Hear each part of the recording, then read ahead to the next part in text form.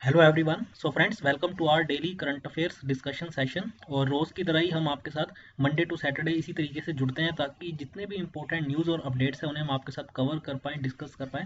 और आज हम मेनली यहाँ पर बात करेंगे 1 ऑफ अप्रैल और 2 ऑफ अप्रैल के अभी तक के जितने भी इंपॉर्टेंट अपडेट्स हैं उनके बारे में। तो अगर आप किसी भी कम्पिटिटिव एग्जाम की अगर प्रिपरेशन कर रहे हैं, चाहे मैं बात करूँ बैंकिंग, एसएससी, रेलवे या जो बाकी भी हमारे स्टेट लेवल के एग्जाम्स होते हैं, तो आप ज़रूर इन सेशंस को देखा करें। इसके लिए आप हमारे इस यूट्यूब प्लेटफॉर्म को सब्सक्राइब कर लें और साथ ही साथ नोटिफिकेशन बेल को भी प्रेस कर दें। ठीक है। और आप सभी को पता होगा कि कल जो है रिजल्ट भी आया है आईबीपीएस का, जो पीओ, क्लर्क, एसओ, उन सभी का। अपार्ट फ्रॉम इट जो है एसएससी ने भी अपना सीजीएल का रिजल्ट डिक्लेयर कर दिया है।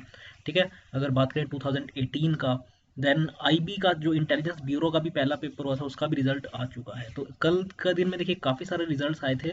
तब ये अब मान के चले, जो अब एसएससी का पेपर होना है 2020 का, सीजीएल का, सीएचएसएल का अब होने वाला है। तो अगर आप एसएससी की प्रिपरेशन कर रहे हैं तो अच्छे तरीके से लग जाए इसके लिए। और बैंकिंग एग्जाम्स का भी आपको पता ही है कि अभी पहले तो एसबीआई क्लर्क आएगा, पीओ, देन उसके बाद सेकेंड हाफ में जो है आईबीपीएस के होने हैं एग्जाम्स।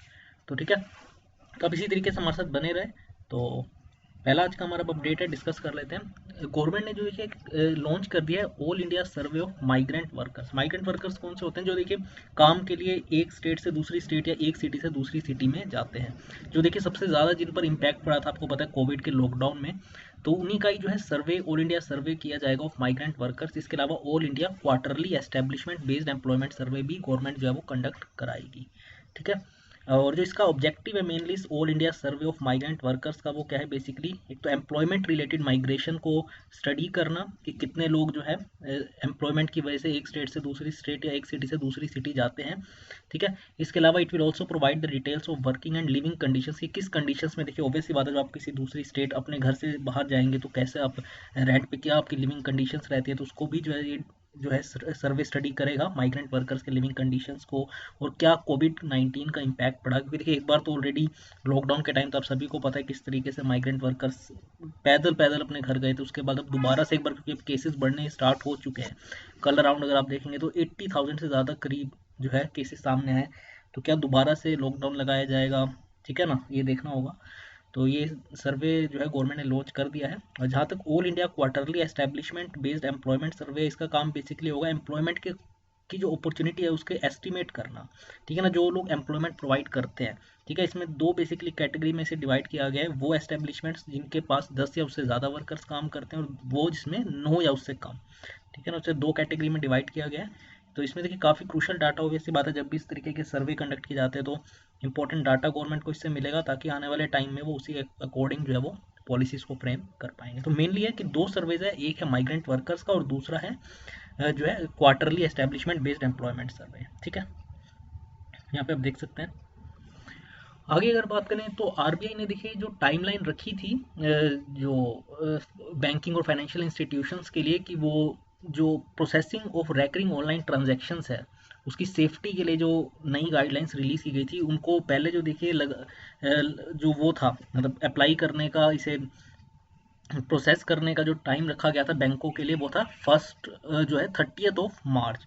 तो लेकिन अब इसे फिर से 6 महीने के लिए बढ़ा दिया गया इस डेडलाइन को। तो 30 सितंबर तक इन सभी बैंक्स और फाइनेंशियल इंस्टीट्यूशंस के पास ये टाइम दिया गया है कि वो इस नए फ्रेमवर्क को, जिसके अंदर देखिए कोई भी, देखिए अगर आप ऐसी ट्रांजेक्शन्स करते हैं जो रेकरिंग है इन नेचर, मतलब हाँ, जैसे फॉर एग्जांपल अगर आप कोई रेंट देते हैं घर का, तो देखिए रेकरिंग है इन नेचर, आप हर महीने आपको देना होता है। ठीक है, अगर आपकी कोई और ऐसी ट्रांजेक्शन है जो कि रिपीटेटिव है, तो उस केस में जो है आप बैंक को इस तरीके से इंस्ट्रक्शंस दे सकते हैं कि वो ऑटोमेटिकली आपके अकाउंट से जो है वो उस डेट को पैसा डिडक्ट कर ले। तो इस तरीके की रेकरिंग ऑनलाइन ट्रांजैक्शंस के लिए आरबीआई ने कुछ गाइडलाइंस रिलीज करी हैं, तो इस पर बात कर रहे हैं, जिसे वैसे लोग देखिए 30 मार्च तक इंप्लीमेंट करना था बैंकों को, लेकिन अब इसे 6 महीने बढ़ाया गया है। So Reserve Bank of India is extended the timeline by 6 months for banks and other financial institutions to migrate to the new framework for processing the recurring online transactions. ठीक है, तो 30 सितंबर तक टाइम रहेगा इन सभी फाइनेंशियल इंस्टीट्यूशंस के पास इन नए framework को implement करने का। मेरे को बताया इस नए फ्रेमवर्क में बेसिकली क्या हुआ, एक एडिशनल फैक्टर ऐड किया गया ऑथेंटिकेशन का, जिसमें देखिए अगर आपकी, मैंने बताया आपकी पेमेंट का जो अगर नेचर है, अगर वो रेकरिंग है नेचर, खासकर देखिए जो बड़ी कंपनीज है उनके लिए ज़्यादा होता है कि जैसे फॉर एग्जांपल उन्हें अगर अपने एम्प्लॉयज़ की सैलरी देनी होती है, तो हर महीने जैसे देनी होती है और वो सैलरी भी फिक्स होती है, तो उस केस में ये जो ट्रांजेक्शन है वर्क करती है रेकरिंग जो होती हैं। तो उस केस में क्या होगा तो अगर आपने पहले से ही जो है बैंकों को या उन फाइनेंशियल इंस्टीट्यूशंस को इंस्ट्रक्ट किया हुआ है कि इस डेट को मेरे अकाउंट से इतने इतने पैसे जो है डिडक्ट कर लिए जाए, तो उस केस में अब क्या होगा कि अगर आप आपकी रेकरिंग ट्रांजैक्शंस अगर आप डेबिट कार्ड को यूज़ करके क्रेडिट कार्ड, यूपीआई या बाकी के प्रीपेड पेमेंट्स इंस्ट्रूमेंट्स के थ्रू अगर करते हैं, तो उसके लिए देखिए अगर आप 5,000 से ऊपर की ट्रांजैक्शन है तो उस केस में आपको ओटीपी जो है भेजा जाएगा। ठीक है ना, 5,000 से ज़्यादा है तो उस केस में आपको ओटीपी भेजा जाएगा। अगर 5,000 से कम है तो भी एक बार देखिए आपसे कन्फर्मेशन जो है बैंक आपसे लेंगे। तो इसके लिए 6 महीने की डेडलाइन बढ़ा दी गई है, 30 सितंबर तक सभी बैंकों को इसे इम्प्लीमेंट करना होगा।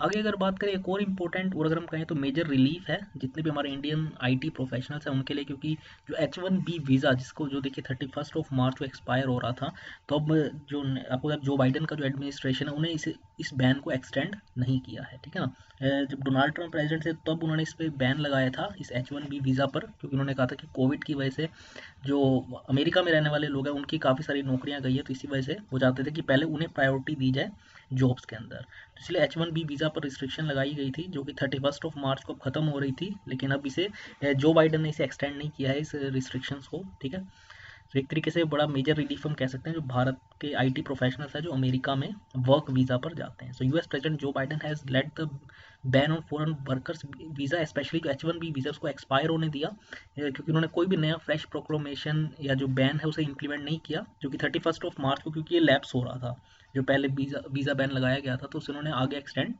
नहीं किया है। तो मैं आपको H1B वीज़ा क्या है, बेसिकली एक नॉन इमिग्रेंट वीज़ा है।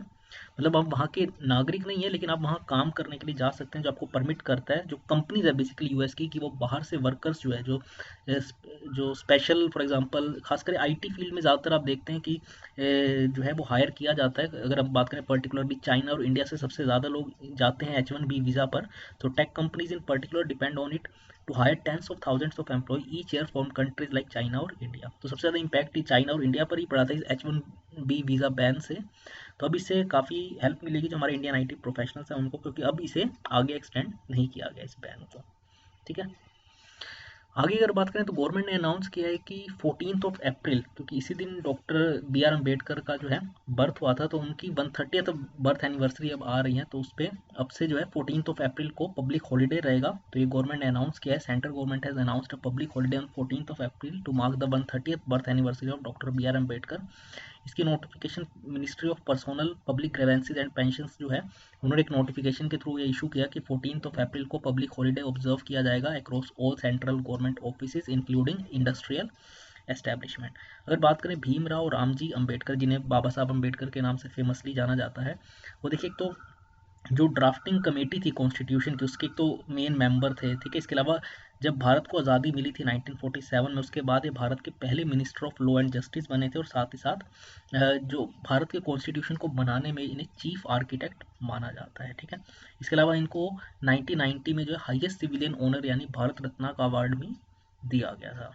ठीक है, तो इनके बर्थ एनिवर्सरी 14 अप्रैल पे पब्लिक डे हॉलीडे जो है ऑब्जर्व किया जाएगा जितने भी सेंट्रल गवर्नमेंट के ऑफिस हैं। ठीक है, आगे अगर बात करें आज का हमारा आखिरी अपडेट है जीएसटी रेवेन्यू कलेक्शन जो है it's new record of over 1.23 lakh crore in March month 2021। तो जब मार्च मंथ अभी खत्म हुआ है उसमें जो जीएसटी का रेवेन्यू कलेक्शन हुआ है वो अब तक का ऑल टाइम हाई हुआ है 1,23,902 करोड़ रुपीज़। ठीक है, जो कि पिछले मंथ से अगर हम कंपेयर करें यानी मार्च 2020 से अगर कंपेयर करें तो 27% ज़्यादा है। ठीक है, इसके बारे में फाइनेंस मिनिस्ट्री ने इन्फॉर्म किया कि जो जीएसटी रेवेन्यू है इस मंथ के मार्च का is the highest since the introduction of GST tax in the country. तो जब से जीएसटी टैक्स लगाया गया तब से अब तक का हाईएस्ट रेवेन्यू कलेक्शन हुआ है मार्च मंथ में, जिसमें अगर बात करें फ्रॉम इंपोर्ट ऑफ गुड्स जो है वो 70% हाइयर है, और डोमेस्टिक ट्रांजैक्शन का अगर बात करें 17% हाइयर। अगर हम इसे कंपेयर करें पिछले साल के सेम मंथ से यानी मार्च 2020 से कंपेयर करें तो कितना कितना परसेंट ज़्यादा है आप देख सकते हैं। ओवरऑल 27% ज़्यादा है कलेक्शन, और अब तक का ऑल टाइम हाई है ये 1,23,902 करोड़ रुपीज़। ठीक है, यह है मार्च 2021 का जीएसटी कलेक्शन। ठीक है, तो ये थे आज के हमारे इंपॉर्टेंट अपडेट्स। कैसा लगा ये सेशन ज़रूर बताइएगा कमेंट करके। इसके अलावा हमारी वेबसाइट ज़रूर विजिट करें।